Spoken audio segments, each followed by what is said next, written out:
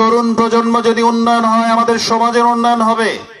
আমাদের তরুণ প্রজন্ম যদি সুশিক্ষায় শিক্ষিত হয়, তাহলে সমাজের উন্নয়ন হবে। সেই কারণে যেন শিক্ষকদের আমার কাছে ফাইল নিয়ে ঘুরতে না হয়, এই কারণে আমি সরাসরি শিক্ষকদের কাছে গিয়ে সরাসরি ভিজিট করেছি। কোন প্রতিষ্ঠানে এখনো ল্যাব নাই, কোন প্রতিষ্ঠানের অবকাঠামো ঘাটতি আছে, সেই তালিকাটা নিজে করেছি, যেন আগামী দিনে, এখন ওদেরকে দেখে এসেছি, আগামী দিনে যেন তাদের কাছে বরাদ্দ নিয়ে যেতে পারি।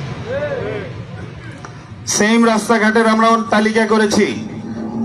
আমার মধ্যে সেই প্রতিহিংসা থাকবে না যে কোন এলাকার রাস্তা, কোন এলাকায় বেশি ভোট পেলাম ওই জন্য ওখানে আগে দিব, কোন এলাকায় কম ভোট পেলাম সেখানে পরে। বিষয়টা এইটা করা হবে না। কোন এলাকা দিয়ে বেশি মানুষ চলাফেরা করে সেই রাস্তাগুলো আগে দেওয়া হবে ইনশাআল্লাহ। তবে তার আগে কিছু রাস্তা দিব, আল্লাহ যদি বাঁচায় রাখি।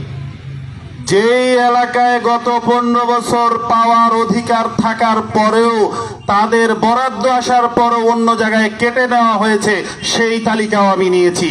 সেই এলাকার রাস্তা সবার আগে দেওয়া হবে ইনশাআল্লাহ। আমার গোপালপুর এলাকার মানুষ, এই এলাকার মানুষকে পাকিস্তানি বলা হয়তো, হয় নাই? এই এলাকার রাস্তা দেওয়া হয় নাই, সেই তালিকায় আপনারা আছেন।